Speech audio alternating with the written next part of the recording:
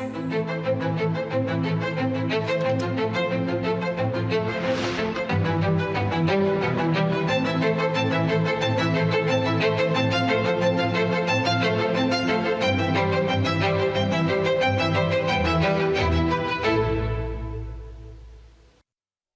વ્હાલા દેશવાસીઓ નમસ્કાર. મન કી બાતમાં એકવાર ફરી વાત થશે દેશની સફળતાઓની, દેશવાસીઓની ઉપલબ્ધિઓની. છેલ્લા કેટલાક અઠવાડિયાઓમાં સ્પોર્ટ્સ હોય, સાયન્સ હોય કે સંસ્કૃતિ, ઘણું બધું એવું થયું છે જેના પર દરેક ભારતવાસીને ગર્વ છે. હમણાં હાલમાં શુભાંશુ શુક્લાની અંતરિક્ષથી વાપસીને લઈને દેશમાં ખૂબ ચર્ચા થઈ. જેવા જ શુભાંશુ ધરતી પર સુરક્ષિત ઉતર્યા, લોકો ઉછળી પડ્યા, દરેક દિલમાં ખુશીની લહેર દોડી ગઈ, આખો દેશ ગર્વથી ભરાઈ ગયો.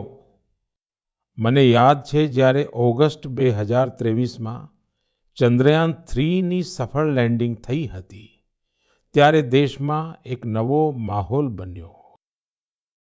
સાયન્સને લઈને, સ્પેસને લઈને બાળકોમાં એક નવી જિજ્ઞાસા પણ જાગી.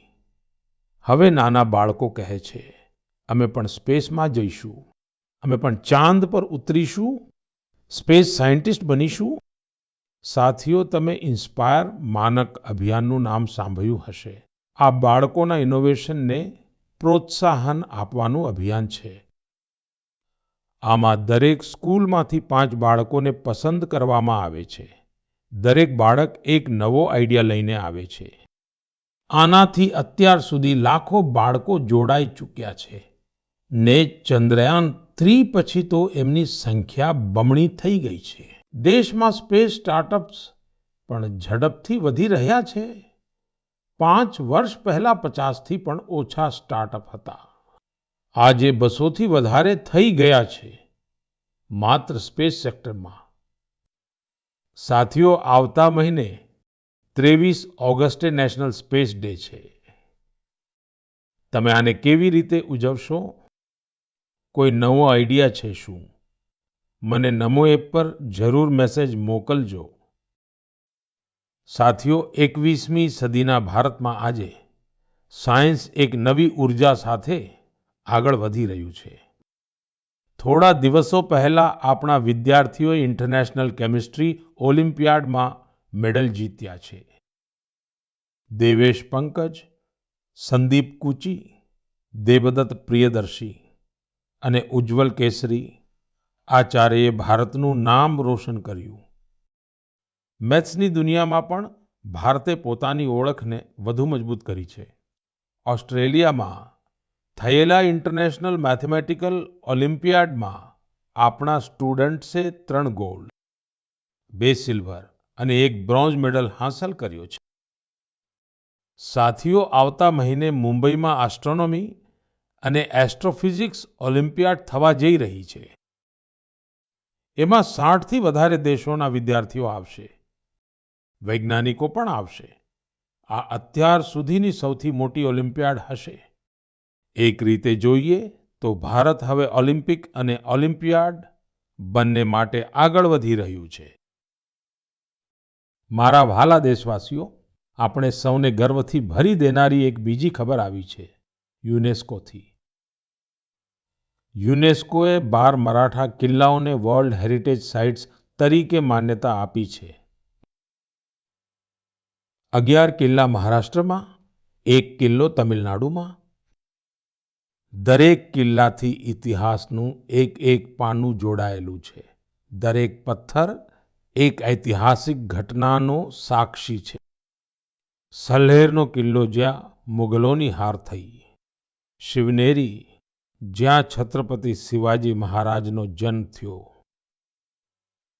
કિલ્લો એવો જેને દુશ્મન ભેદી ન શકે. ખાંદેરીનો કિલ્લો, સમુદ્રની વચ્ચે બનેલો અદ્ભુત કિલ્લો. દુશ્મન તેમને રોકવા માંગતા હતા, પણ શિવાજી મહારાજે અસંભવને સંભવ કરીને બતાવી દીધું.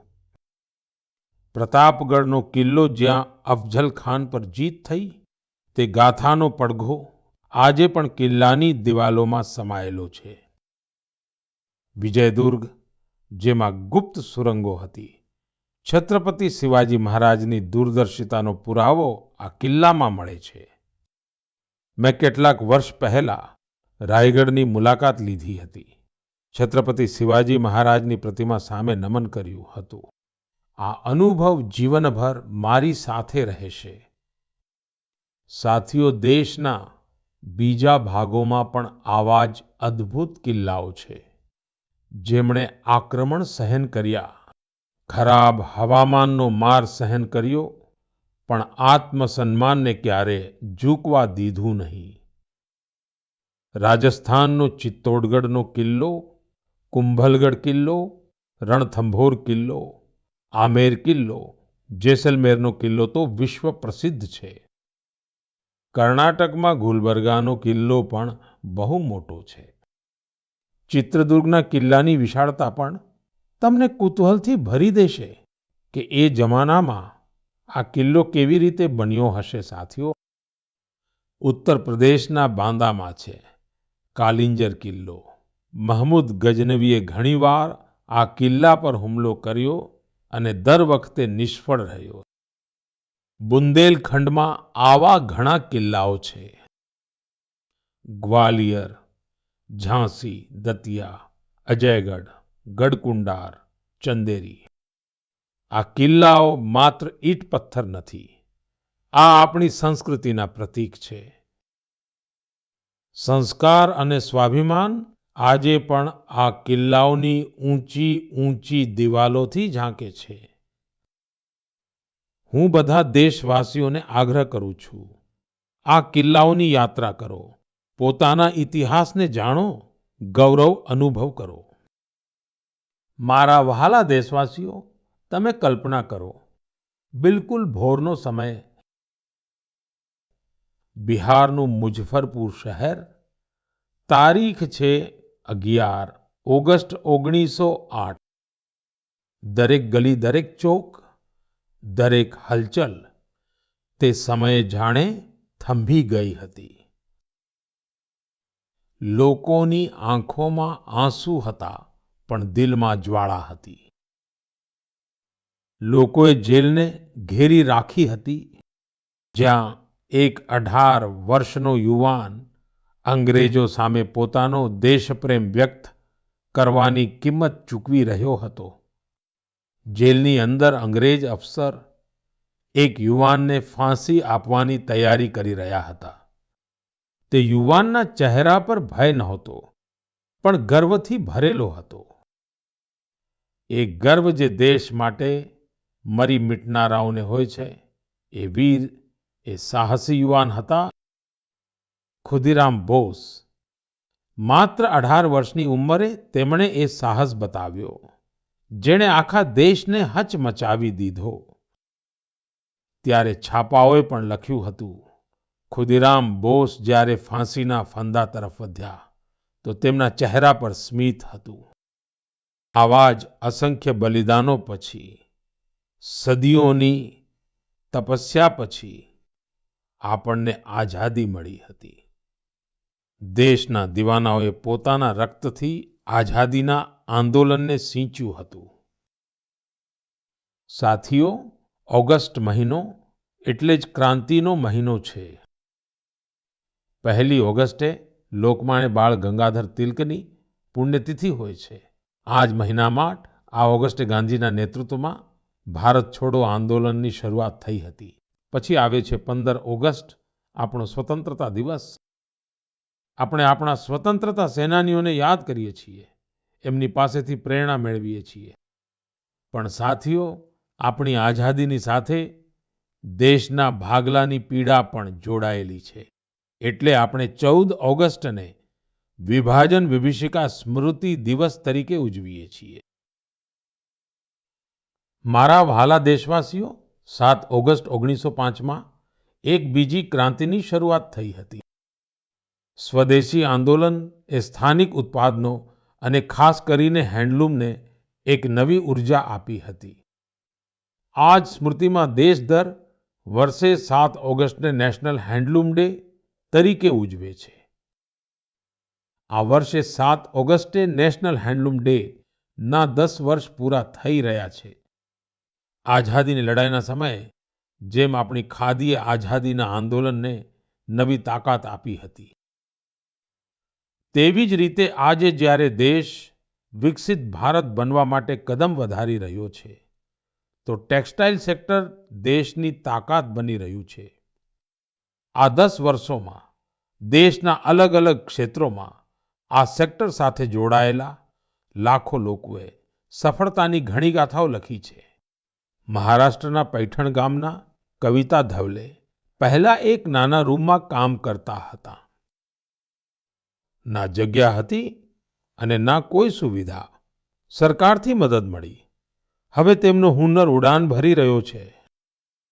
તેઓ 3 ગણા વધારે કમાઈ રહ્યા છે. પોતે પોતાની બનાવેલી પૈઠણી સાડીઓ વેચી રહ્યા છે. ઓડિશાના મયુરભંજમાં પણ સફળતાની આવી જ વાત છે. અહીં 650થી વધારે આદિવાસી મહિલાઓએ સંથાલી સાડીને ફરીથી જીવિત કરી છે. હવે આ મહિલાઓ દર મહિને હજારો રૂપિયા કમાઈ રહી છે. તેઓ માત્ર કપડાં નથી બનાવી રહી, પોતાની ઓળખ બનાવી રહી છે. બિહારના નાલંદાથી નવીન કુમારની સિદ્ધિ પણ પ્રેરણાદાયક છે. તેમનો પરિવાર પેઢીઓથી આ કામ સાથે જોડાયેલો છે. પણ સૌથી સારી વાત એ કે તેમના પરિવારે હવે આ ફિલ્ડમાં આધુનિકતાનો પણ સમાવેશ કર્યો છે.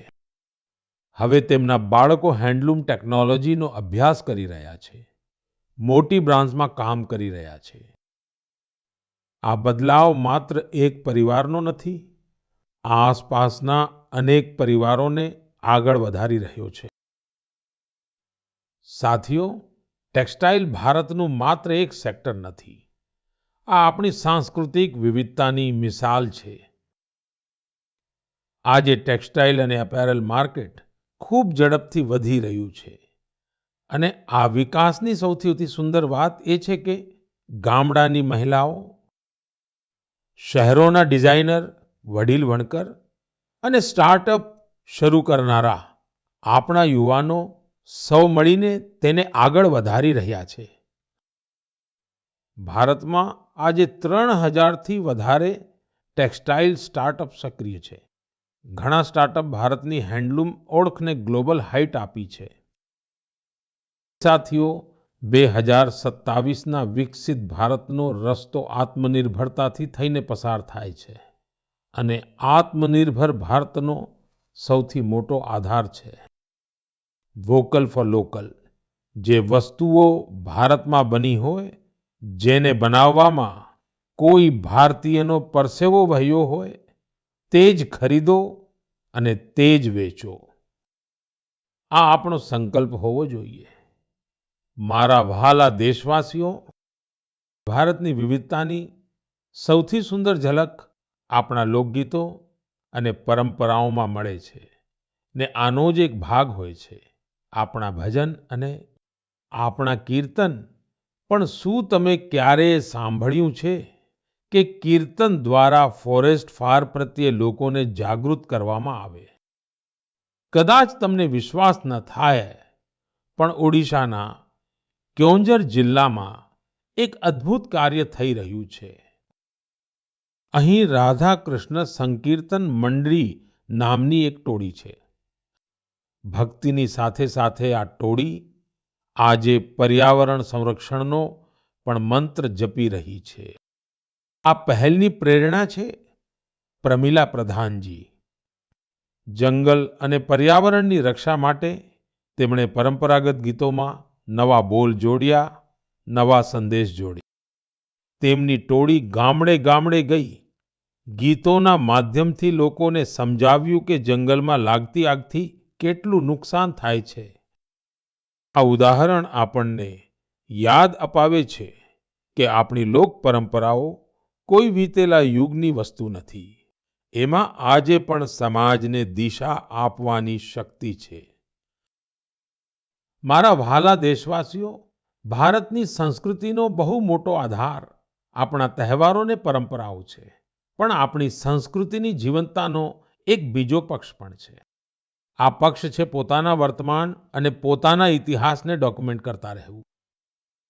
આપણી ખરી તાકાત એ જ્ઞાન છે, જેને સદીઓથી મેન્યુસ્ક્રિપ્ટ્સ ના રૂપમાં સાચવવામાં આવ્યું છે.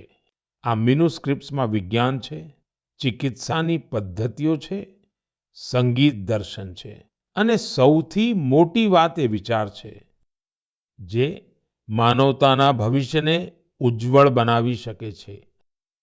સાથીઓ, આવા અસાધારણ જ્ઞાનને, આ વિરાસતને સાચવવી એ આપણી સૌની જવાબદારી છે.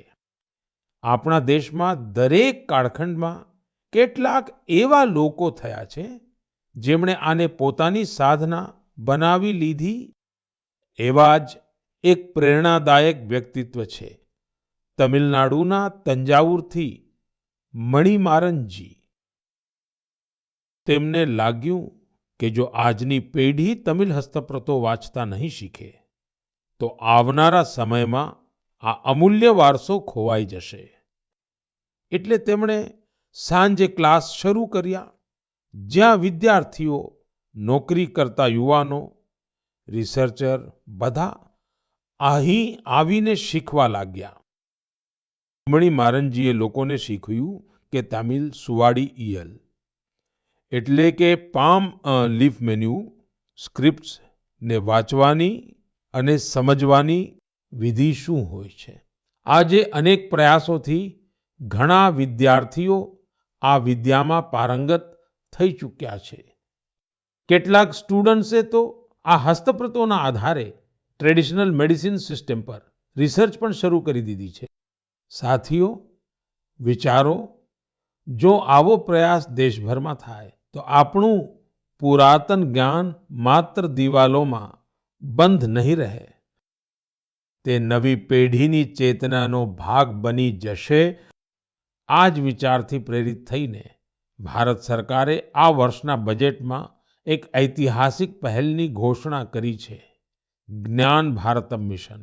આ મિશન હેઠળ પ્રાચીન હસ્તપ્રતોને ડિજિટાઇઝ કરવામાં આવશે. પછી એક નેશનલ ડિજિટલ રિપોઝિટરી બનાવવામાં આવશે, જ્યાં દુનિયાભરના વિદ્યાર્થીઓ, સંશોધકો ભારતની જ્ઞાન પરંપરા સાથે જોડાઈ શકશે. મારી પણ આપ સૌને વિનંતી છે કે જો તમે આવા કોઈ પ્રયાસ સાથે જોડાયેલા છો કે જોડાવા માંગો છો, તો માયગોવ કે સંસ્કૃતિ મંત્રાલયનો જરૂર સંપર્ક કરજો. કારણ કે આ ફક્ત હસ્તપ્રતો નથી, આ ભારતની આત્માના એ અધ્યાય છે, જે આપણે આવનારી પેઢીઓને ભણાવવાના છે. મારા પ્રિય દેશવાસીઓ, જો તમને પૂછવામાં આવે કે તમારી આસપાસ કેટલી જાતના પક્ષીઓ છે, ચકલીઓ છે, તો તમે શું કહેશો? કદાચ એ જ કે મને તો રોજ 5-6 પક્ષી દેખાઈ જ જાય કે ચકલી દેખાઈ જ જાય છે. કેટલીક જાણીતી હોય છે, કોઈ અજાણી. પરંતુ એ જાણવું બહુ રસપ્રદ હોય છે કે આપણી આસપાસ પક્ષીઓની કઈ કઈ પ્રજાતિઓ રહે છે. હાલમાં જ એક આવો જ સરસ મજાનો પ્રયાસ થયો છે. જગ્યા છે આસામનું કાઝીરંગા નેશનલ પાર્ક. આમ તો આ વિસ્તાર પોતાના રાઇનોસ એટલે ગેંડા માટે પ્રખ્યાત છે, પરંતુ આ વખતે ચર્ચાનો વિષય બન્યા છે અહીંના ઘાસના મેદાનો અને તેમાં રહેનારી ચકલીઓ. પહેલીવાર અહીં ગ્રાસલેન્ડ બર્ડ સેન્સસ થયું છે. તમને જાણીને ખુશી થશે. આ સેન્સસને કારણે પક્ષીઓની 40થી વધુ પ્રજાતિઓની ઓળખ થઈ છે. આમાં ઘણા દુર્લભ પક્ષીઓ સામેલ છે. તમે વિચારતા હશો કે આટલા પક્ષીઓ કેવી રીતે ઓળખાયા? આમાં ટેકનોલોજીએ કમાલ કરી. સેન્સસ કરનારી ટીમે અવાજ રેકોર્ડ કરનારા યંત્રો લગાવ્યા, પછી કમ્પ્યુટરથી તે અવાજોનું વિશ્લેષણ કર્યું, એઆઈનો ઉપયોગ કર્યો. માત્ર અવાજોથી જ પક્ષીઓની ઓળખ થઈ ગઈ, એ પણ તેમને ડિસ્ટર્બ કર્યા વગર. વિચારો, ટેકનોલોજી અને સંવેદનશીલતા જ્યારે એકસાથે આવે છે, ત્યારે પ્રકૃતિને સમજવું કેટલું સરળ અને ઊંડું થઈ જાય છે. આવા પ્રયાસોને પ્રોત્સાહન આપવું જોઈએ, જેથી આપણે આપણી જૈવ વિવિધતાને ઓળખી શકીએ અને આગલી પેઢીને પણ આની સાથે જોડી શકીએ. મારા વહાલા દેશવાસીઓ, ક્યારેક સૌથી ઉજળું પ્રકાશ ત્યાંથી જ ઉગે છે, જ્યાં સૌથી ઊંડું અંધારું વસેલું હોય. આવું જ એક ઉદાહરણ છે ઝારખંડના ગુમલા જિલ્લાનું. એક સમય હતો જ્યારે આ વિસ્તાર માઓવાદી હિંસા માટે જાણીતો હતો. બાસિયા બ્લોકના ગામો ઉજ્જડ થઈ રહ્યા હતા. લોકો ડરના ઓથારમાં જીવતા હતા. રોજગારની કોઈ શક્યતા દેખાતી નહોતી. જમીનો ખાલી પડી હતી અને યુવાનો સ્થળાંતર કરી રહ્યા હતા. પણ પછી બદલાવની એક ખૂબ જ શાંત અને ધીરજભરી શરૂઆત થઈ. ઓમપ્રકાશ સાહુજી નામના એક વ્યક્તિએ હિંસાનો રસ્તો છોડી દીધો. તેમણે માછલી પાલન શરૂ કર્યું. પછી પોતાના જેવા ઘણા સાથીઓને પણ આ માટે પ્રેરિત કર્યા. તેમના આ પ્રયાસની અસર પણ થઈ. જેઓ પહેલા બંદૂક પકડતા, હવે માછલી પકડવાની જાળ પકડી લીધી છે. સાથીઓ, ઓમપ્રકાશ સાહુજીની શરૂઆત સહેલી નહોતી. વિરોધ થયો, ધમકીઓ મળી, પણ હિંમત ન તૂટી. જ્યારે પ્રધાનમંત્રી મત્સ્ય સંપદા યોજના આવી, ત્યારે તેમને નવી તાકાત મળી. સરકાર પાસેથી ટ્રેનિંગ મળી, તળાવ બનાવવામાં મદદ મળી અને જોતા જોતા ગુમલામાં મત્સ્ય ક્રાંતિનો પાયો નખાઈ ગયો. આજે બાસિયા બ્લોકના 150 થી વધારે પરિવારો માછલી પાલન સાથે જોડાઈ ચૂક્યા છે. ઘણા તો એવા લોકો છે જે ક્યારેક નક્સલી સંગઠનમાં હતા. હવે તેઓ ગામમાં જ સન્માનથી જીવન જીવી રહ્યા છે અને બીજાને રોજગાર આપી રહ્યા છે. ગુમલાની આ યાત્રા આપણને શીખવે છે, જો રસ્તો સાચો હોય અને મનમાં ભરોસો હોય તો સૌથી કઠિન પરિસ્થિતિઓમાં પણ વિકાસનો દીપ પ્રગટી શકે છે. મારા વહાલા દેશવાસીઓ, શું તમે જાણો છો, ઓલિમ્પિક્સ પછી સૌથી મોટું રમતગમત આયોજન કયું હોય છે? આનો જવાબ છે world police and fire games. દુનિયાભરના પોલીસકર્મી, ફાયર ફાઇટર્સ, સિક્યુરિટીથી જોડાયેલા લોકો તેમના વચ્ચે થનાર સ્પોર્ટ્સ ટુર્નામેન્ટ. આ વખતે આ ટુર્નામેન્ટ અમેરિકામાં થયું અને આમાં ભારતે ઇતિહાસ રચી નાખ્યો. ભારતે લગભગ 600 મેડલ જીત્યા. 71 દેશોમાંથી આપણે ટોપ 3 માં પહોંચ્યા. એ વર્દીધારીઓની મહેનત રંગ લાવી, જેઓ દિવસ રાત દેશ માટે ઊભા રહે છે. આપણા સાથીઓ હવે રમતગમતના મેદાનમાં પણ ઝંડો લહેરાવી રહ્યા છે. હું બધા ખેલાડીઓ અને કોચિંગ ટીમને અભિનંદન આપું છું. આમ તો તમને એ પણ જાણવું ગમશે કે 2029માં આ ગેમ્સ ભારતમાં થશે. દુનિયાભરથી ખેલાડીઓ આપણા દેશ આવશે. આપણે તેમને ભારતની મહેમાન નવાજી બતાવીશું. આપણી રમતગમતની સંસ્કૃતિથી પરિચય કરાવીશું. સાથીઓ, વિતેલા દિવસોમાં મને ઘણા યંગ એથ્લીટ્સ અને તેમના પેરેન્ટ્સના સંદેશા મળ્યા છે. આમાં ખેલો ભારત નીતિ 2025ની ખૂબ પ્રશંસા કરવામાં આવી છે. આ નીતિનો લક્ષ્ય સ્પષ્ટ છે: ભારતને સ્પોર્ટિંગ સુપર પાવર બનાવવું. ગામ, ગરીબ અને દીકરીઓ આ નીતિની પ્રાથમિકતા છે. સ્કૂલ અને કોલેજ હવે રમતને રોજિંદા જીવનનો ભાગ બનાવશે. રમતગમત સાથે જોડાયેલા સ્ટાર્ટઅપ્સ, પછી ભલે તે સ્પોર્ટ્સ મેનેજમેન્ટ હોય કે મેન્યુફેક્ચરિંગ સાથે જોડાયેલા હોય, તેમને દરેક રીતે મદદ કરવામાં આવશે. વિચારો, જ્યારે દેશનો યુવાન ખુદના બનાવેલા રેકેટ, બેટ અને બોલ સાથે રમશે તો આત્મનિર્ભરતાના મિશનને કેટલી મોટી તાકાત મળશે। સાથીઓ, રમતગમત ટીમ સ્પિરિટ પેદા કરે છે। આ ફિટનેસ, આત્મવિશ્વાસ અને એક મજબૂત ભારતના નિર્માણનો રસ્તો છે। તેથી ખૂબ રમો, ખૂબ ખીલો। મારા પ્રિય દેશવાસીઓ, કેટલાક લોકોને ક્યારેક ક્યારેક કોઈ કામ અશક્ય જેવું લાગે છે। એમ થાય કે શું આ પણ થઈ શકશે? પરંતુ જ્યારે દેશ છે એક વિચાર પર એક સાથે આવી જાય તો અશક્ય પણ શક્ય બની જાય છે। સ્વચ્છ ભારત મિશન આનું સૌથી મોટું ઉદાહરણ છે। જલ્દી જ આ મિશનને 11 વર્ષ પૂરા થશે, પરંતુ તેની તાકાત અને તેની જરૂરિયાત આજે પણ તેવી જ છે। આ 11 વર્ષોમાં સ્વચ્છ ભારત મિશન એક જન આંદોલન બન્યું છે। લોકો આને પોતાની ફરજ માને છે અને આજ તો સાચી જનભાગીદારી છે। સાથીઓ, દર વર્ષે થતા સ્વચ્છ સર્વેક્ષણે આ ભાવનાને વધુ વધારી છે। દેશના 4500 થી વધુ શહેર અને નગર આ વર્ષે આની સાથે જોડાયા। 15 કરોડથી વધુ લોકોએ આમાં ભાગ લીધો। આ કોઈ સામાન્ય સંખ્યા નથી, આ સ્વચ્છ ભારતનો અવાજ છે। સાથીઓ, શહેરો અને નગરો સ્વચ્છતાને લઈને પોતાની જરૂરિયાતો અને માહોલના હિસાબે અલગ અલગ રીતોથી કામ કરી રહ્યા છે અને એમનો અસર માત્ર આ શહેરો સુધી નથી, આખો દેશ આ રીતોને અપનાવી રહ્યો છે।